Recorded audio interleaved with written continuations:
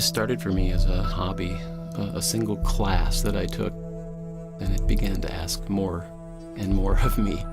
And a passion turned into vocation, and I just can't imagine a better way to work.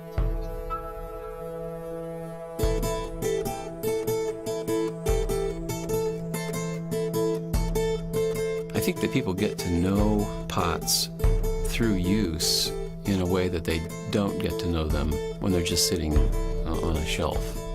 And in some ways, I think that the works actually increase in beauty as they're used. It's almost like a patina through use. You know, sometimes people come in and see me making the 100 mugs or the 25 pitchers and say, "Don't you get tired of that? Aren't you bored?" I don't get bored because every time I approach those pieces, it's brand new. And I'm also thinking about the audience. When you're doing the same thing over and over again, your brain actually does things differently. It's part of the kind of chanting that comes out of some Buddhist traditions. I mean, it's the same theory. And so for me, there's a kind of meditative quality to repetition, and I find myself thinking about things that I wouldn't even imagine. Sometimes I'm mulling over ideas and thoughts and approaches. Sometimes I'm composing poems.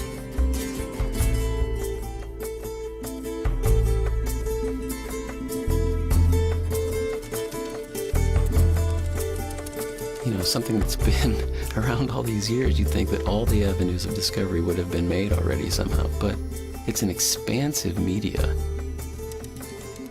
It's possible to really listen to the material and, you know, go places I've never been before. I'm very grateful that I get to do this every day. It's one of the reasons I keep making pots.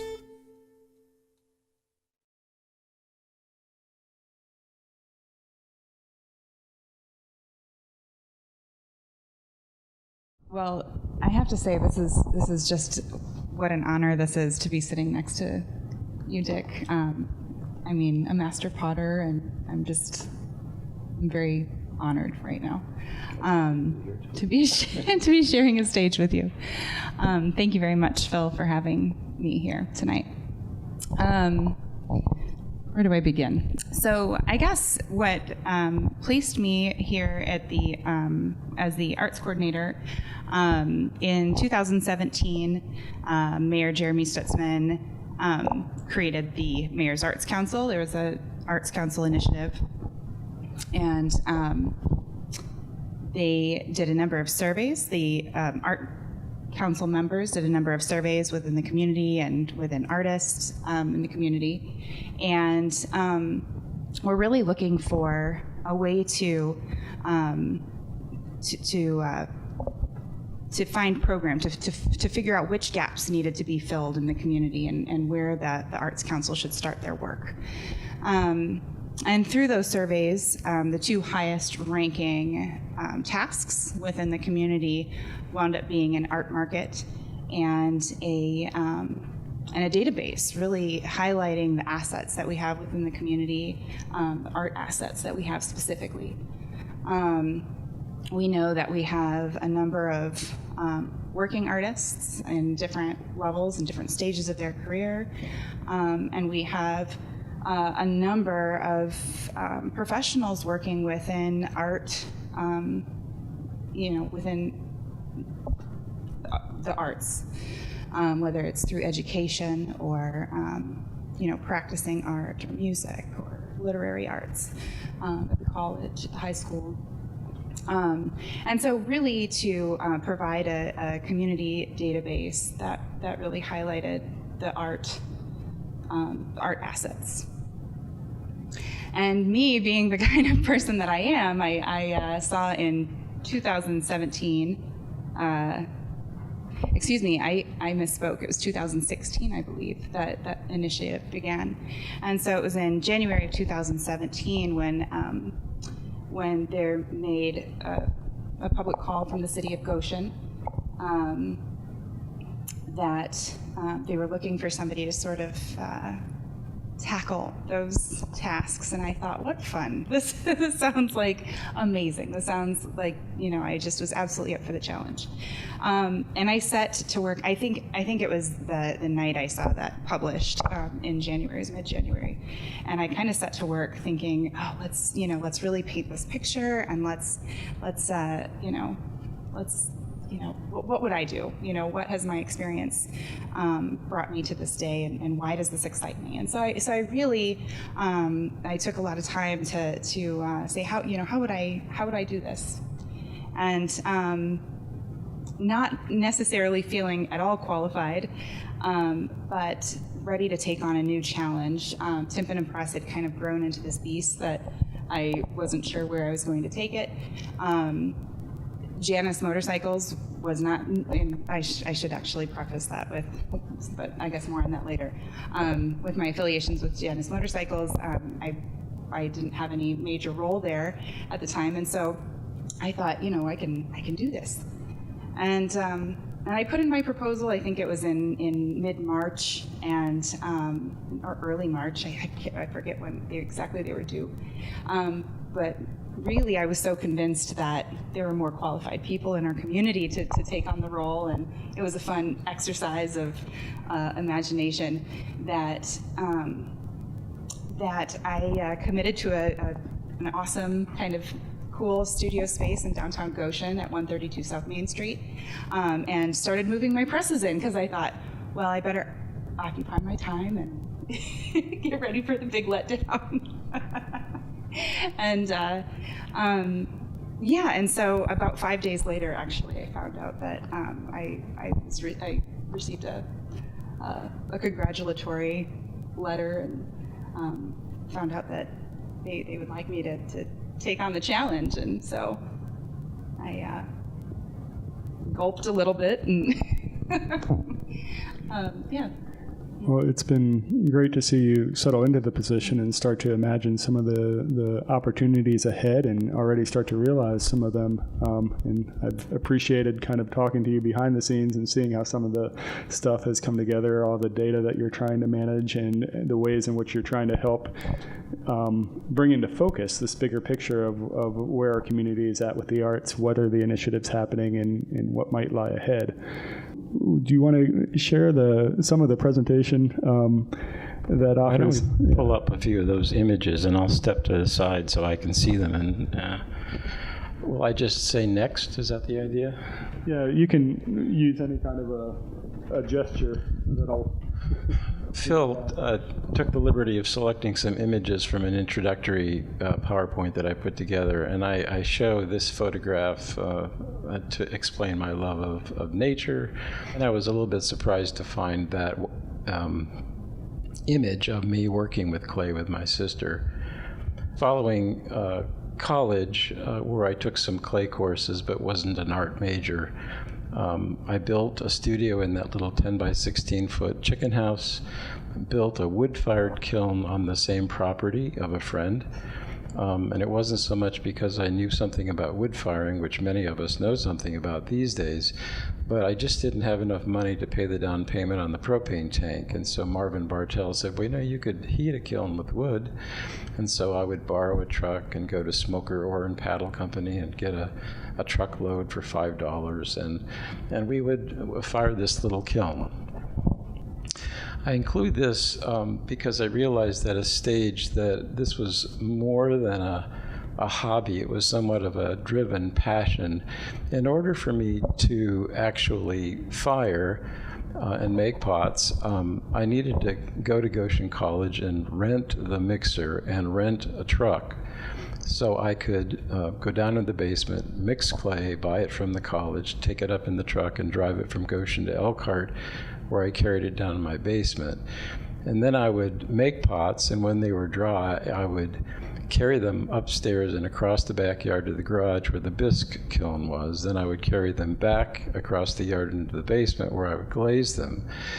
Then I would go borrow a van and put all the pots in the van and drive very, very carefully from Elkhart to Goshen to the kiln site. You know, it's about as convoluted and about as difficult a way of doing it. And I think when I woke up one day, maybe even I had to see that picture to make me realize how silly it was to be doing that way, and wondered if I really couldn't perhaps do this full time. And I made a commitment to do that. We did. And the first building I moved into was this building on North 2nd Street. The Swartzendruber Hardwood Creation second Goshen studio was in there. They were building furniture. The sum total of our marketing experience went something like this. If people come into this hardwood furniture factory and they see $3,000 roll-top desks and $300 chairs, if they make their way to the back and find a $30 casserole, they might say, well, I'll take 2 of them. So that was the beginning of thinking of putting some producing artists together in the same space. And I remember in that space, one holiday open house we had together when we invited some friends, artist friends, and we said, wouldn't it be interesting if we had a covey of producing artists and craftsmen? And that image always has stuck with me, you know, a bunch of quail with their butts together, looking out, kind of looking out for each other. And so that was part of the dream. Next, please. This is a couple of views inside. You can keep going.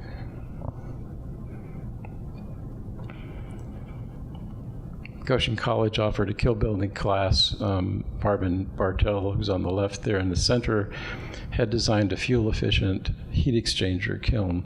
And I thought, you know, Marvin was my professor. He probably knew everything, so why not take the best information I could from him? And so I built, with their help, a kiln. And this is 3 o'clock in the morning, the night before the Amish Acres craft show. That was my first craft show. So I was burning the candle at the. You could probably tell what year it is by looking at the shirt that I'm wearing there.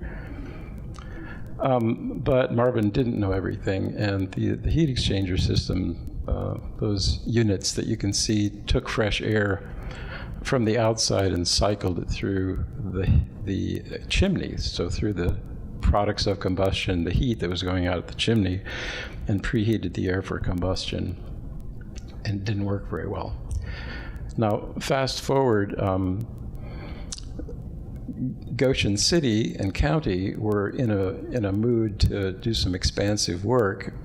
They had the courthouse, and directly west was the jail, and so they kept looking west, and they saw the property that the furniture builder and I were in, and they said, wouldn't it be terrific if we were to take that building and make all the county office buildings that are spread around the city to put them in one place? And it's really a good idea, but what it meant is that we had to move. And the site was taken in a condemnation, in a right of eminent domain, and we had 60 days to vacate the building. And so very quickly, the building looked like this.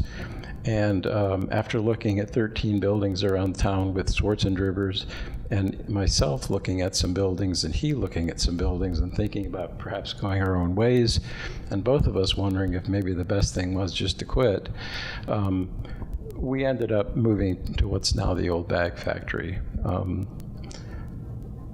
The Swartzendrubers received some compensation for the move as a renter in the space owned by someone else. I didn't, and so I ended up needing to borrow more money than I had originally borrowed to stay in business. So those were somewhat dark days. Rebuilt the kiln, and it didn't work very well, and ended up having to reconstruct from the start. And so that came down, and I built a more conventional kiln and just dispensed with the heat exchanger system. So this will be the last image. I show this because when we think about the intersection of community and artists, I think this tells my story as well as any single image might. During the first 9 months that we were in the old bag factory, we were trying to remodel it and live in it and produce in it and sell in it. And so this is somewhere about 5 or 6 months in. At this point, I still had only one hot electrical outlet, and it's on that post there. So we ran lots of extension cords. We clamped on a lot of painter lights, and my showroom were those carts covered with plastic, and when people would come to shop, we'd give them a flashlight, and they would lift the plastic and they'd shop by flashlight. And so there were many days, I think, that the customers had more faith in my ability to weather this change than I did. And I think it's one of the things about Goshen is that there's been an enormous support for artists. And we'll talk a bit about the history of why Goshen is such a place. I'd like to anyway in a bit. But this reminds me that I've been supported from the very beginning by really gracious customers who were interested in my success.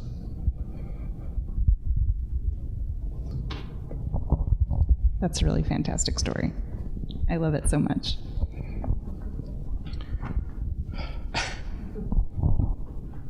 I feel like my role here this evening might be the guy who's looking back, and Amy is looking forward. And as I thought about how Goshen could become the kind of place that it is today, I identified what I think are 10 kind of essential elements, and if you'll indulge me, I'll just list those for you. And then that kind of brings us to you. One, I think, is the Elkhart County economy. There have always been jobs here. Elkhart County has historically been one of the lowest, if not the lowest, unemployment rates in the nation. The cost of living is very affordable, and some have referred to Elkhart County as the canary in the coal mine, because when things are about to get good, we get good very quickly. The downside of it is when things are bad, we get bad very quickly. You know, there were some projections that we had anywhere from 23 to 25% unemployment in the post-2008, if you include Amish and undocumented workers. The second thing is that I think northern Indiana was, at that point, a destination point, Amish country, recreational vehicles, Notre Dame, a huge impact on regional economy, the Lakes District. Thirdly, I think Goshen College has had a significant impact. As a liberal arts school, it's introduced every person going through to arts appreciation, arts history, and at least one studio course for most people. So Goshen College produces folks who have an understanding, a bit of an understanding at least, and an appreciation for the arts. And I think that over time makes a huge difference. The fourth thing was in the person of Larian Swartzendruber, who took it on himself to have a vision of producing that covey of producing artists and craftsmen. At the old bag factory, when it was at its most successful point, there were 23 producing artists and craftsmen, and it established its identity as that kind of place. And I know that Larian had lots of opportunities to rent space to people who weren't artists and craftsmen, but he held out in large part for his vision, hoping that it could be a unique destination point. So there was kind of a visionary person involved there. Elkhart County Convention and Visitor Center. For about 30 years at least, they brought a large budget to promote the area of the arts, business, and manufacturing. The next three I'd like to lump together: the Downtown Goshen Chamber of Commerce, Dave Pottinger, and the City of Goshen. With respect to the Chamber of Commerce, the relationship between artists and the Chamber and the old bag factory and the Chamber were not always good. In the early stages of the development of the old bag factory in the mid-'80s, the downtown was experiencing a dramatic reduction. Local downtown businesses were being squeezed by malls, by strip malls, by box stores. It was a tough, tough time. The old bag factory was outside of the downtown, and initially we had, in the first 5 years, I think we had really a burst of success. And I think we were seen by the Chamber as a kind of just one more threat to the downtown, because we were drawing folks away from the downtown. I remember, in fact, some of us artists and our businesses of 1, 2, and 3, and 4 people wanted to join the chamber, and they said, well, here's the full fee, pay up. You know, for a one-person artist's business, pretty hard to do that. One of the first signs that there was a change, and I should say, there was bad blood, but it was on both sides. We were cocky and arrogant and young and and idealistic. And the guys, mostly men, and the few women who were downtown were the age that I am now, my mid-60s. They'd had a life and a way of working that worked really well for them, and it was changing. And they were saying, "No, stop! Don't do that! Don't change! Just give me a few more years." But there was a reconciliation. It took a change on our side. I say our, those of us who were at the old bag factory, to be a little more gracious and understanding, and on the chamber side. And I think one of the marks of full incorporation was offering some reduced rates for membership in the chamber to artists under the umbrella of the old bag factory. And there were even a couple of years when some of the business of the years in Goshen were some of the craftspeople and artists at the old bag factory. And that to me symbolized a full embrace of those businesses. So that's 1/3 of this local thing. Dave, I didn't realize you were going to be here, but I'll say what I had to say either. So, we're so fortunate to have a person like you who've had this combination of the vision and the means to, and this hardworking spirit that you have to do the kind of remodeling of space, and what I would call a visionary rental practice. You have done things that aren't necessarily normal for people who are landlords, and you've made so many efforts, many I probably don't know about even, to make spaces that are available to people like me and like you as artists. You also were instrumental in visioning the guild system we've got going that's impacting enormous amounts of people. I wrote here, and I'll just say it, I think that you set the bar for inclusivity, creativity, and vision, and I think we're really lucky to have had a person like you here. Thank you. And now if we look at the city of Goshen, I couldn't have said it better, but I would agree with all of that 100%. In a more contemporary fashion now, and in no particular order, you see things like First Friday, Good of Goshen, Arts Tour, Mayor's Arts Council, Amy's Job that's funded, Arts in the Mill Race, Hawks Building, Goshen Youth Arts, Film Festival, Michiana Pottery Tour, and the bevy of downtown shops from pretzels to books to breweries to wineries. Two more peripheral. The Community Foundation has invested some money in a number of things in Goshen.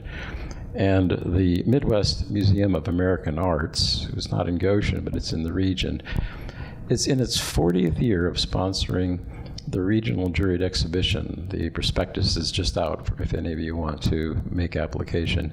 And they have, for at least the last 20 or 25 years of the 40, have offered at least 20 and sometimes up to $30,000 in merit awards and purchase awards. And in the process have developed and educated a whole group of collectors. And that's been an incredible gift to this community.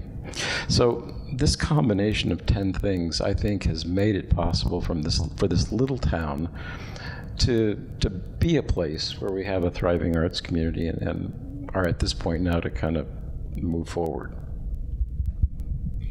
Yeah, no, all of that. I can't even, I'm jotting down this list, and I'm hard pressed to actually add to that list because I think you've nailed it, and I think that's more than 10. That was definitely more than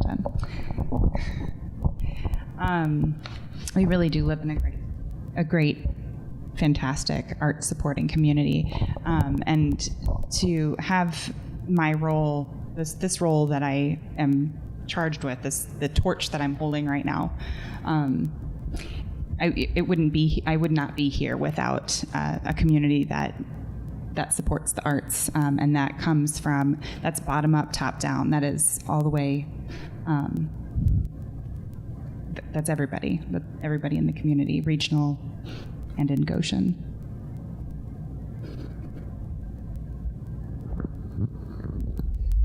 Thank you, Dick, for sharing that. I mean, that does capture a lot of the different themes that we've talked about here in preparation for this event. I wonder if any of those in particular you want to pick up and go a little bit further with in terms of what you see perhaps changing the most that we need to be able to be thinking about as a community. How do we adapt to? You know, the way we've been handling the arts has been very strong, but you know, we're doing this within a changing context, a changing economy, changing technology. What are some of the changes that you see happening that we need to be then attentive to in a way that, you know, if we look back in a few years, we might say, well, here are the next that are going to be added to that list?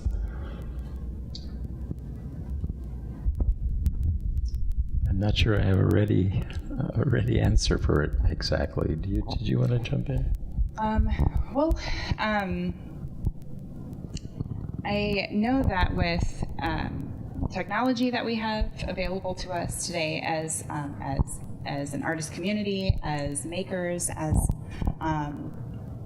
a community, we have a lot more available tools to us that, you know, maybe I think you would have probably had a great time with, and you know, as a younger artist. And what I have seen in our ability to use technology now is, and particularly the pieces that are highlighted from our Arts Council with developing a database. So the last 16 months we've been working on, you know, putting that information online so that people can look up on, you know, the internet and find artists. And I think that part of that, it changes the way that people buy art. It changes the way that people search for art. I don't know if that's kind of where you're sort of headed with that, but that, you know, just and technology, it changes so quickly. Just the way that people use search engines and trying to figure out what would be the best usable model for the internet for our community, because every community brings with it different pieces. So that's been a good challenge that I've been forced to take on, or, you know, I've happily taken it on. But, you know, that's you know, part of the challenge is kind of understanding the assets that are in the community and how best to bring that to the community, to the public, in a way that's going to be used and highlight our assets, so our artists, and hope to impress that on the economy and make that a force. And I wonder, those of you who are here tonight who are artists, I mean, do you have your own wish list of how the community can better support you? Are there things that come to mind? Feel free to think about that for a bit and to interject here later on in the evening. I know that, for example, in Ohio, there's an organization called Ohio Designer Craftsmen, who is doing on a state level a lot of what you're charged, Amy, with doing. And they have dreamed pretty big and have succeeded, I think, in some large ways. One of the bits of feedback they got from artists were comments about how hard it was to buy affordable insurance. And so they created a statewide group insurance option for artists. And that was a pretty astounding event. They also did some, I guess you might call it, incubator kinds of training accessibility for new artists in the state. So those were mostly, as I understand it, free to new artists. Training in how to set up a business and some training in marketing. They had a database additionally, as you're working on, and they also have I forget what it's called, but it's assistance when an artist has a calamity. A potter has a fire, or there's a tornado that takes down a potter's studio, or a flood. So there's some, I guess you might call, kind of mutual aid options in the ODC model. Those people are dreaming pretty big. I don't know if those address the needs in this community, but that is one model. Yeah, I've been keeping my eye on Springboard for the Arts, which is a program in St. Paul, Minneapolis, and they offer many of the same, or similar, it sounds very similar, model, where they look for insurance resources, or, you know, different ways that artists can plug into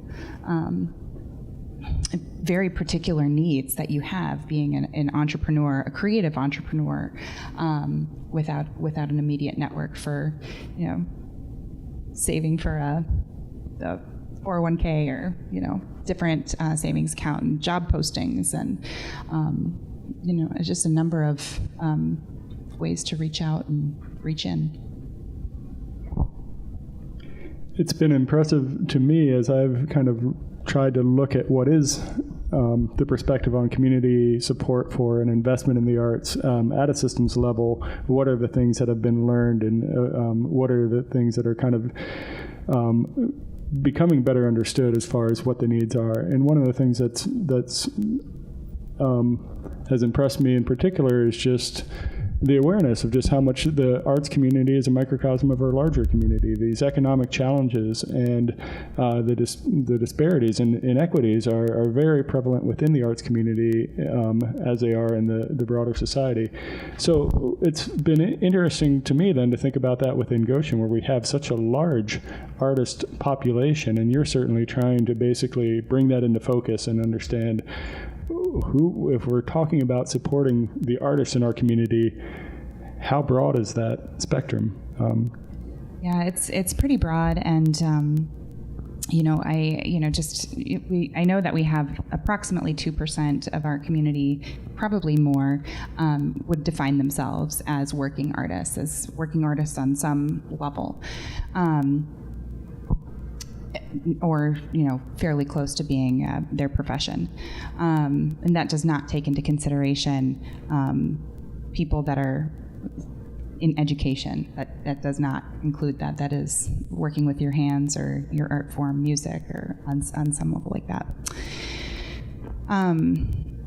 And I'm thinking about, you know, kind of the needs, and how do you address the different needs of, we have artists that are coming right out of college, we have mid-career artists, we have artists that have, you know, been doing this full-time all of their lives in mastery. And the advantage of a younger generation and artists coming right out of college, many of them have very snappy portfolios, and, you know, pretty with it online presence, and they know all the tricks of the trade for marketing themselves and telling their story, and some of the older folks don't, and that's where I've focused many of my efforts in creating artist meetups, trying to create monthly meetups where we talk about these types of topics, and try to bring everybody up to speed, level the playing field a little bit.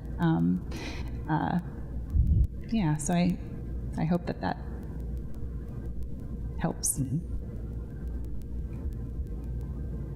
I think something that has been I've learned a lot from as well in looking at some of your writing, Dick, especially some of your more reflective writing about how you have evolved as a business person, as an entrepreneur. And I just wonder how that is emerging as far as imparting then some of those skills beyond, or the 21st century you know, skills of that are also needed for somebody just to make it in terms of going beyond, in terms of turning their art into a livelihood. I did have the good fortune over the years to employ about 50 people, 10 of whom have gone on to their own full-time careers in clay. To have a working studio in which to bring folks and introduce them to all the tasks from the most basic to the most sophisticated, to involve them in marketing and involve them in product development, and teach them a set of skills that that's portable, that they can take with them other places. That's something that developed. I really didn't set out thinking I'd be a teacher or a mentor, and I really at the beginning didn't really want to be an employer, but all of those things happened. Recently I authored an article for Ceramics Monthly magazine. I think do we have images of that? Here. The one with the Michiana wood-fired aesthetic? Yeah, we at least have that image that we can pull up. The title of the article was Doing the Hardest Thing. In the studio, working full-time was 4 days. And that meant that the other 3 days of the week and the other hours of the other days, people had full access to the studio. And I charged them for materials at a rate that was beneath the cost. So it was essentially kind of a fringe benefit. And I think the hardest thing for someone working for a full-time potter is to make their aesthetic for 4 days a week, make someone else's aesthetic for 4 days a week, and then still find your own voice. And I would think that the people who worked for me over the years, by and large, did that. I think you can just see just by looking at the variety of aesthetics there that they're finding their way, and that was a real pleasure, an unanticipated pleasure.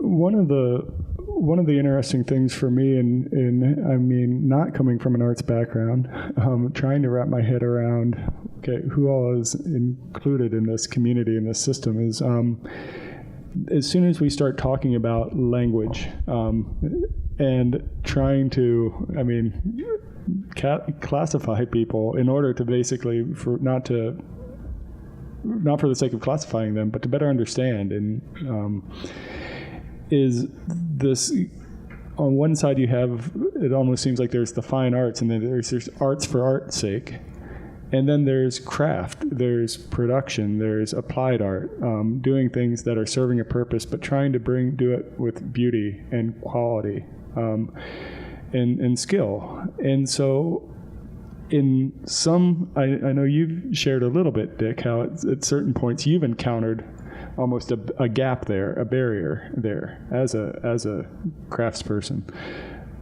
But here in Goshen, it doesn't seem like that's as readily apparent. I mean, at least not from a non-artist perspective looking out. There seems to be tremendous support for our craftspeople and craft in general, and not so much of a distinction. I wonder if either of you or both of you could share a little bit about how you see that aspect of art in our community being unique or significant.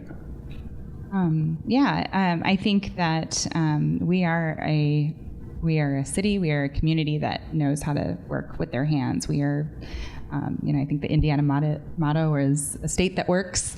And we are a city that does just that. We know how to use our hands. It's kind of ingrained in us how to make things. It's what we do.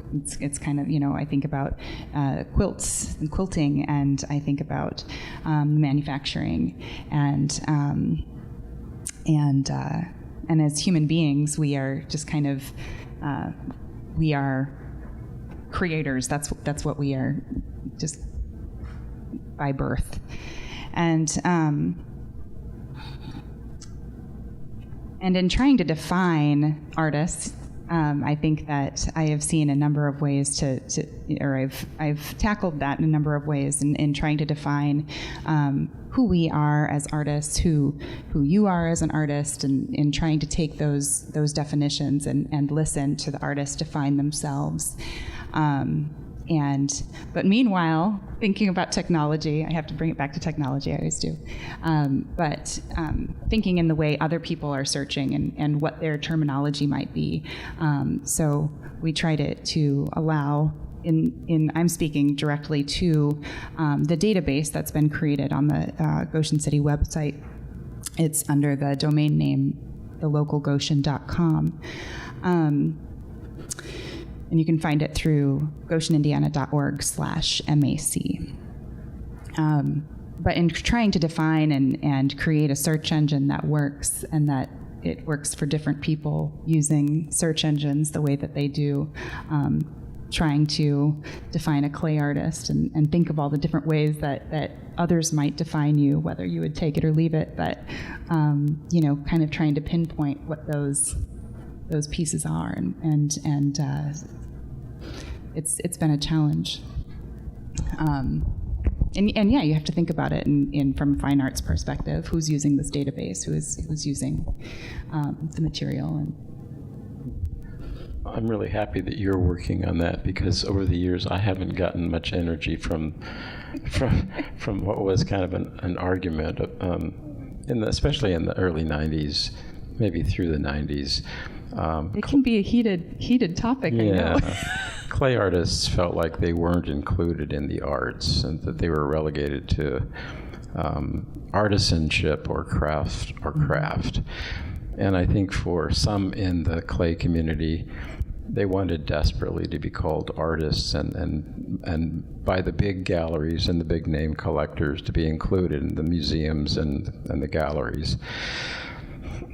I didn't spend very much time on that until I discovered there was just no energy in it for me, and so I decided I would just do what I wanted to do, and I ended up doing, I suppose, what someone looking in from the outside would say was both. I mean, when I worked at the old bag factory, we had a production line of 100 different things using 12 different glazes. Now that's kind of a definition of craftsmanship.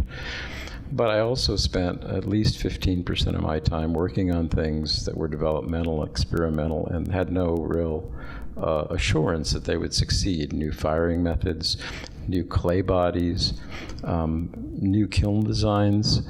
And what I tried to do, I wrote an article early on about a sabbatical mentality, and what I tried to do was bring a sabbatical mentality to my work. Every year I tried to, in the 85% of my time doing production, I tried to generate enough income for myself and others in the studio that we could spend the other 15% of our time exploring and developing. And if that 15% didn't produce anything that was saleable, I was still breaking even. And so it took the pressure of marketing off that time and allowed me to be very experimental and try a whole range of things. And I think probably some folks would call me a clay artist, probably based on those things. But I've just tried to make what interests me, and I'm happy to let someone else worry about the classifications and designation. I guess the closest I've come to having to deal with that is the keywords on my website, Oh, I love that mentality. That sounds 15% of your time to explore. That's so important, I think, the exploration. To me, I think as a person, even if I'm going through the mundane of doing classifications, going, what if we tinker around with this and what happens here, and it's important. I think it is important. Mm-hmm. Another theme that comes up in there is just the impact of the arts on our community then. The significance of being a manufacturing community, yet having this an elevated arts culture here that reminds us of the beauty and the quality that can be imparted into our works, our creations. And so I hope that is a positive influence. It's certainly something that, compels us, I think, to ask, what are the multiple returns we're getting on our investments in the arts? what is the value that having, creative people brings to our community beyond their creations, but just in infusing other thinking and ways of approaching areas of complexity and need. There are certainly many intersections between the arts community and the social sector and the nonprofit community. There's also just the you've talked about it as, Amy, in terms of the impact on quality of life and quality of places. If not Goshen, if we take the arts away, what are we left with? Yeah, so Goshen, we don't have any major, beautiful the geographic location here in Goshen. We don't have. I think about when I was younger and, chasing after mountains, and, I think we all have been there where you're going to go to the ocean and you're going to, go to the big city and you're going to do these things. And Goshen, it doesn't have that draw. We have Lake Michigan. We've got Lake Michigan. It's an hour drive. And we have community, and we have a fantastic community, and time again, people come back here for that community, and they learn about the art, or they learn about what else is happening, and we have the arts here, we have community here, and I think that really that it makes a huge step for quality of place. It says a lot about who we are as people. It's something I think that everybody can really be proud of as who we are as people and makers and artists, and it says a lot.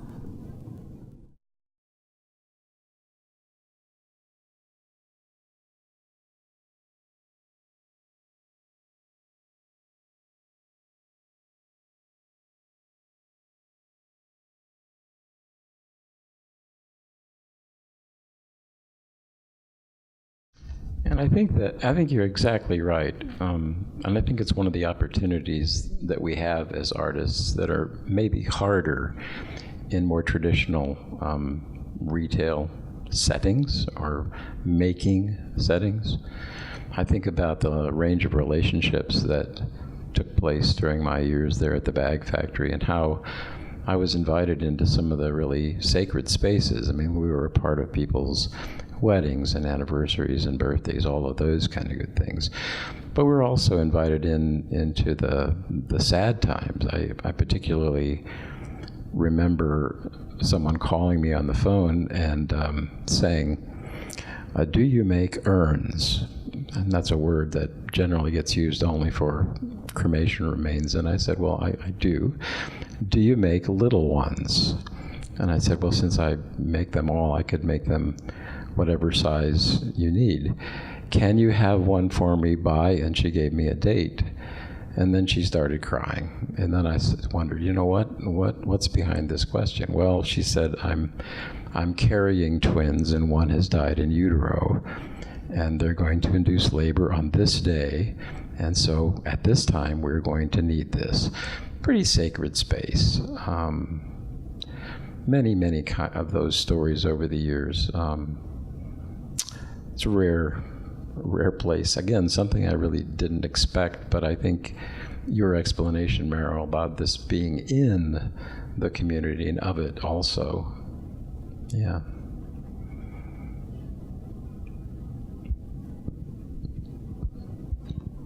Yeah, that's really, that's so touching. I don't know how to add to that, but to sort of touch on it is being in the community. There are a number of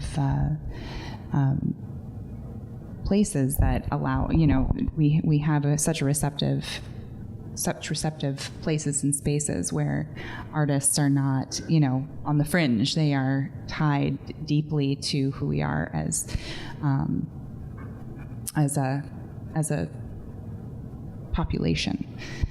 I was thinking that just on Main Street, if you walk into Studio Ace of Spades on Main Street.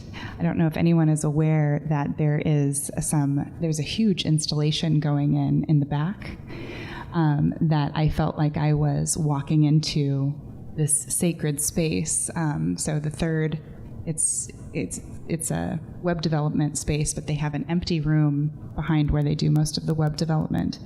And there's a local artist, Krista Ruel, that's creating an installation for a gallery exhibit, I think this winter. And she needed a place, and one of the downtown business owners allowed her to take over that space. And I walked in today, and I thought, I've been transported into a completely sacred space of creation, and to walk in, and it's floor to ceiling of just beautiful three-dimensional work that's mixed media and color, and it was pretty impressionable on me. I mean, I thought, oh boy, this is beyond craft or production. This goes into another realm of what artists are capable of, providing a journey to the public and sort of touching on sacred spaces sort of from within. And so I encourage everybody to go and take a look at it, because it's a treat downtown right now that you can take a look at what she's working on. So, Phil, I had one other thing I was interested in sharing this evening, and I'm wondering if we could pull up that 7 questions creative people must face. Some years ago, I was doing a workshop for a Michigan university. The prof called me and said, "Say, the evening of the first day you're here with us is my creativity class. Would you take it that evening?" And I said, "Oh, sure." And he said, "Well, just give us your definition of creativity." And I said, "Oh, sure." And then I got to thinking about it and preparing it. It was really, really hard. And in fact, I could not really come up with a definition of creativity. But what I did offer those people was a list of 7 questions that I think creative people have to face. And I think it goes beyond creative folks. I mean, it's creative institutions.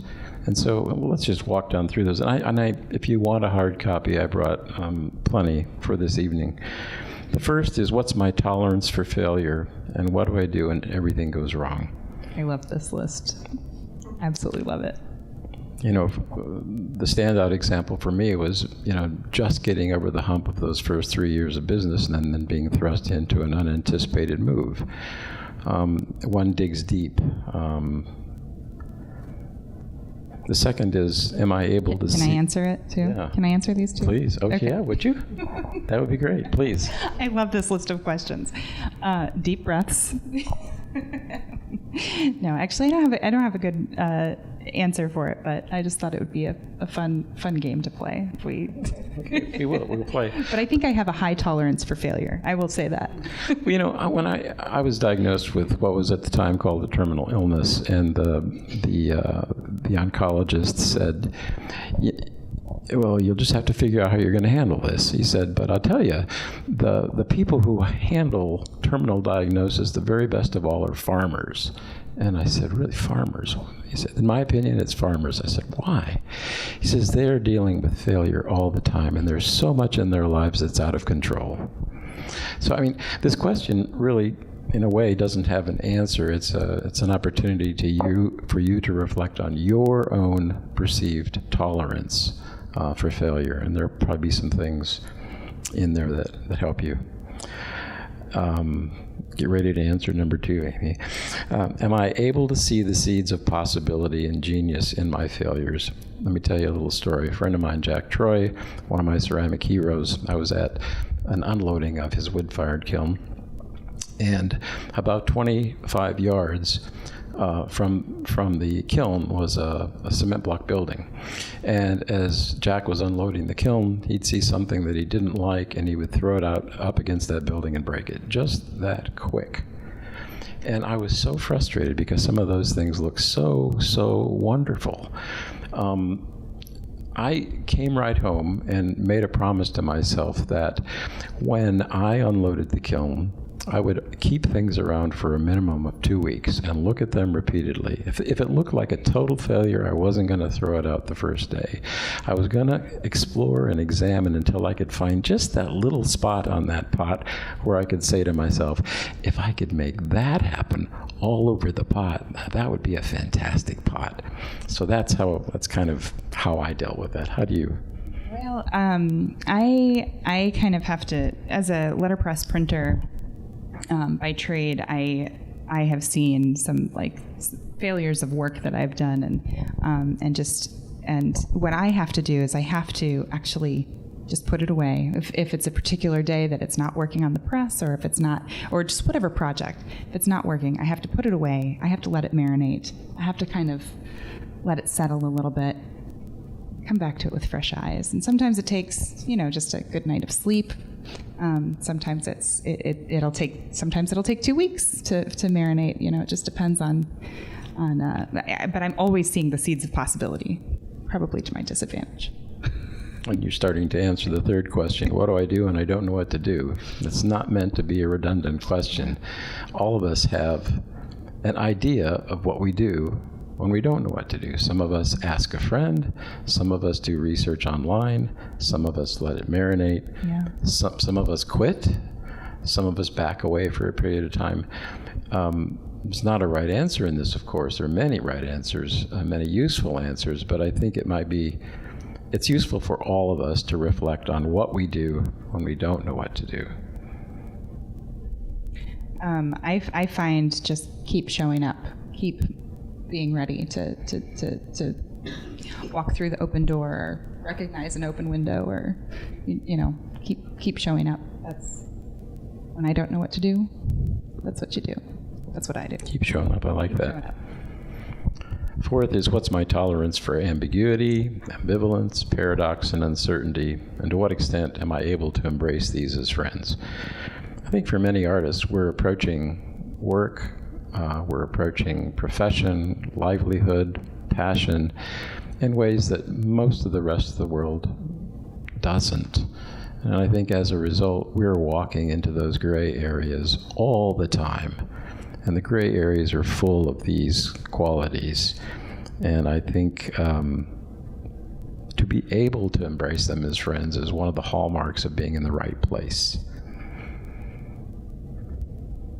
Yeah, I actually recognized a time in my life where I started recognizing when some of these pieces felt very anxious and anxiety-ridden to me, and I never used the term friendship with them, but I remember when I said, I can use that as a force to really excel, use that energy instead of having it, lead to anxious wanderings, turn it around and keep showing up and do items 1 through 3. Think about those.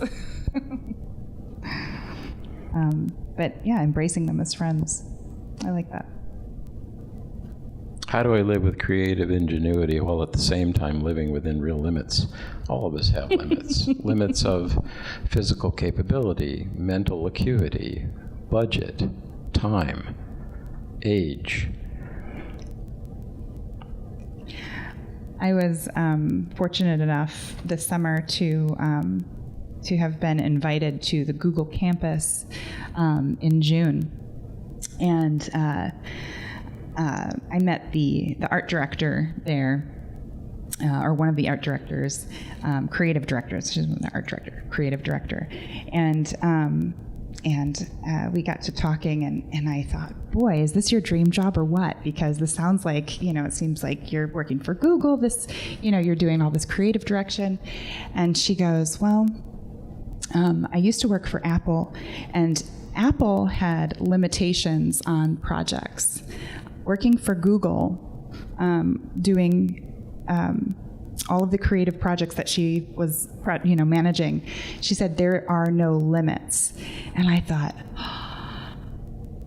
what a nightmare! What an absolute nightmare that must be to actually not have any limits. And I thought for a minute, I love thinking about things in this sort of limitless capacity. I really love thinking big and thinking all of the what ifs.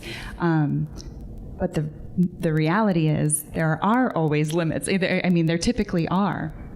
And I thought in that moment that having no limits seemed absolutely terrifying. So we chuckled about that for a little while, but it was just very eye-opening to me that there was a possibility of this limitless. What is that? What is that? That's not real. Some years ago, Jolene and I lived in a subdivision, and I got it in mind that I wanted to build a big wood kiln, a big onagama, 30 feet long, using 8, 10, 12 cords of wood, producing belching smoke. Of course, that wasn't a possibility. I didn't have the means to move to a property at that time where I could build that thing. And what I ended up doing was building in the side yard a kiln that had never been built before. I checked with several kiln building consultants and asked them what they thought about the idea, and to a person they said it won't work. And I was stubborn enough to try it. And I created a kiln that I fired for 15 days, 24/7, around the clock, 15 days. The first 12 days I was able to do by myself and work at my job full-time. I was able to space the stokes apart 5 hours, so I could get up and feed the kiln at breakfast time, run home at lunch, do it at supper, bedtime, once during the night for the night feeding. So there was a set of real limitations that helped me design a brand new wood-firing kiln design. To what extent... Did it fire again after the 15 days? Say it again? Did you fired it? It was 15 days. 15 days of stoking. And it fired. It worked again after that, correct? Sure, we used it for years. Yeah. Okay. Yeah. Mm-hmm. That's good. To what extent, finally, am I willing to follow my heart? What do I do when my inner voice comes in conflict with the expectations of others? This is just an acknowledgement that we all live in relationship and we have expectations of each other. And it's good to reflect on where your areas of flexibility are and aren't. That's a fantastic question. I think the last question is maybe the most important. If I were a professor and if you were a class, I would give you an assignment to spend at least 30 minutes journaling on this issue of number 7. So I commend it to you. Who are my influences and why is it important that I pay attention to them? We all admire people for reasons we may not always itemize clearly in our minds. And I think if we look carefully at those who we admire, we'll have a pretty quick checklist of the things to which we aspire.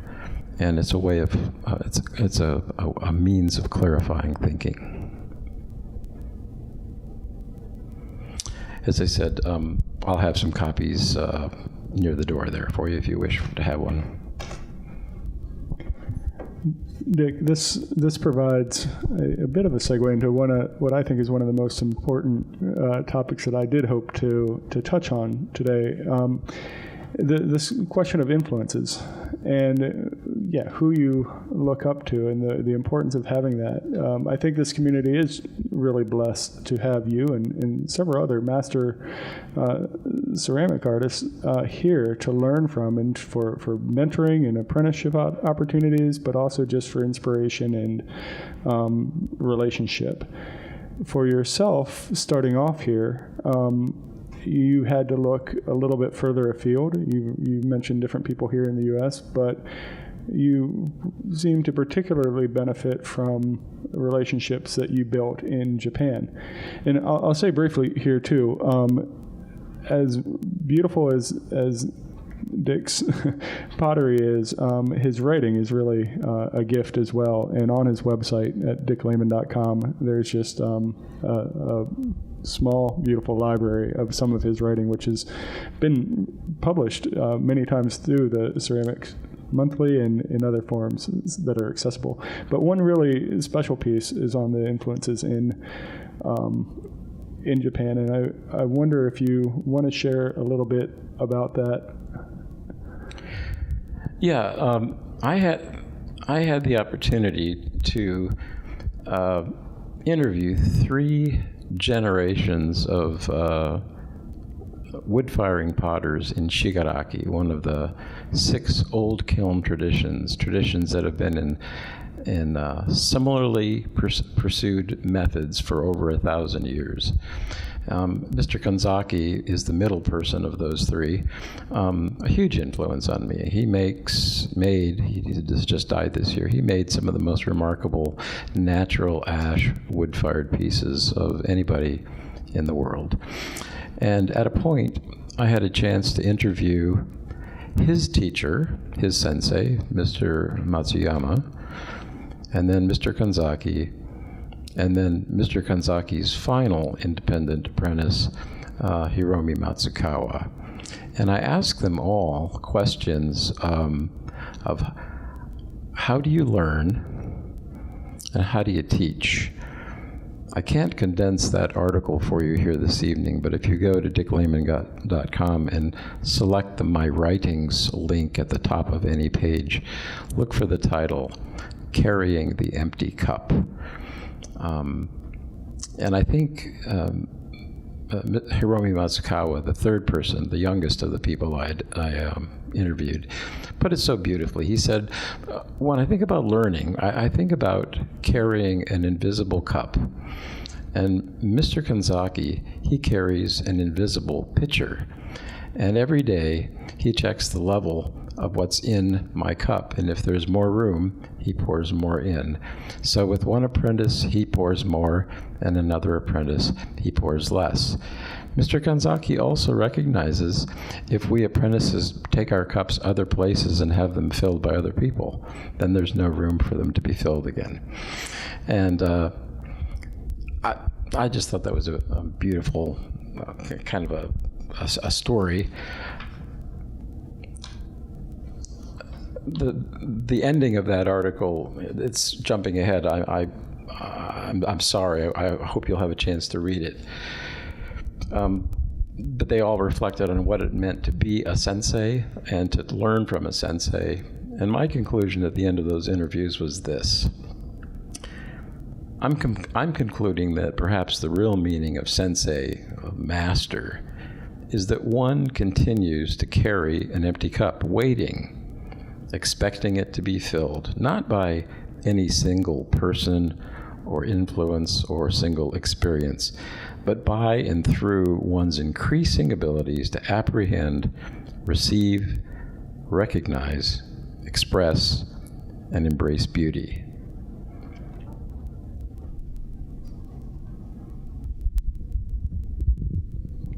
Thank you for sharing that, Dick.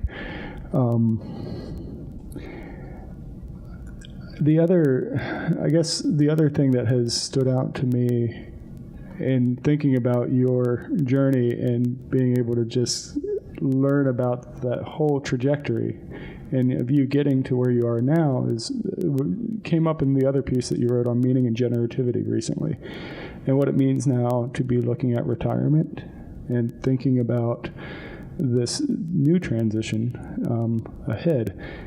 And I think to what some of the things you spoke to as well, Amy, of looking of how do we, as being a community supporting art and artists in our community, how do we support the whole artist? And so we're learning just what that means. And I wonder if to speak to that in either context of things that we as a community need to learn to better appreciate and be aware of as we are trying to be supportive.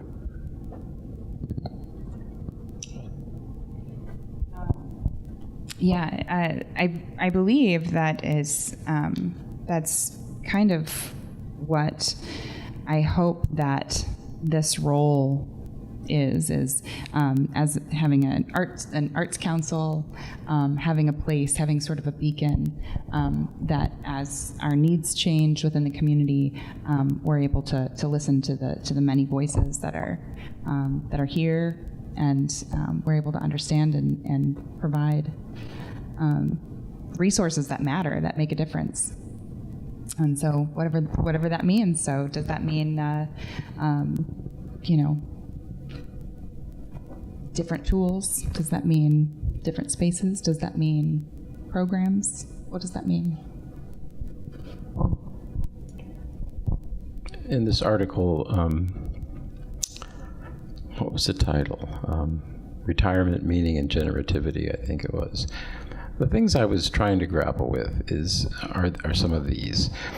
I think it's pretty likely that most artists are fairly ambitious. We have to be to succeed. We have to work hard. And ambition can have a terribly negative reading, but I would like to be talking about ambition in its most positive definition. We give a life to making work, and I think a natural question when we get to the age I am right now is, was that enough? Was it enough to invest my life making beauty? And coming from a Mennonite tradition where the emphasis is on service and doing things for others, it's easy for me to find myself thinking, well, if I had invested my life in some other sort of direct service, maybe I would be a better person. So I still kind of struggle with that, but I believe that committing a life to making beauty, bringing beauty into being, and sharing it in relational ways with others is a good calling. But beyond that, when one begins to slow, if one's sense of identity is largely tied up in the works one makes, if one begins to slow, or if one retires, one's identity can disappear. So we need to also think about our whole career, about what else makes us who we are and who we be. Increasingly as I age, I think I give more time to trying to equip the next generation to surpass mine. I think that's maybe the best thing that I can do. And I define that as generativity. Maslow has this hierarchy of development, and near the top is generativity, assuring that the next generation surpasses you. So I make efforts toward that. And I think you've done a tremendous job in telling your story and writing that narrative and passing that on. Thank you. Are there any other themes or topics that you want to make sure to touch on here this evening that we haven't? I feel like we've kind of skimmed over the surface of a lot of things that we've had the privilege of talking more about in more depth about leading up to this. But is there anything else that you want to touch on now? For me. Do you want to at least highlight the Art for Everyone event? Yeah, absolutely. So Art for Everyone is an event that's taking place. It's a Mayor's Arts Council event that is taking place in September, mid-September, the 15th. We have received a generous donation. The Mayor's Arts Council has received a very generous donation from Dick Blick to provide. We received 250 canvases that we distributed to area artists to help us collect a very large small works collection. So we're calling it a small works project, and we have pieces of it installed actually downtown at 132 South Main Street. But the greater collection will be installed at the Goshen Theater on the night of September 15th for a gala that the Arts Council is hosting. Tickets are $25, and they are all serialized, and they are blindly matched to one of the small works that each ticket holder will go home with a piece not of their choice necessarily, but it's going to make for an interesting evening. We have an MC that will be hosting the evening and picking up different pieces of artwork, offering you can trade your artwork for another, sort of inspired a little bit by the there was another event in Sheboygan that was very much the same. They had trading walls, and people take it's a night for people to learn and talk about art, to talk about the pieces and inspire. But we also, in addition to that, there are a number of live performing artists that will be there for the evening. And so. And your words remind me that I did bring some postcards along this evening that announce the 6th annual Michiana Pottery Tour. This year there will be 6 locations, 6 hosts, and about 45 different ceramic artists last weekend in September 29th and 30th. And there's some free pickup cards out there, reminder cards. Help yourself if you like. Thanks for the chance to be with you here this evening. Thank you so much. Thank you very much for joining us here and for all the work you do in the community and have done over the years.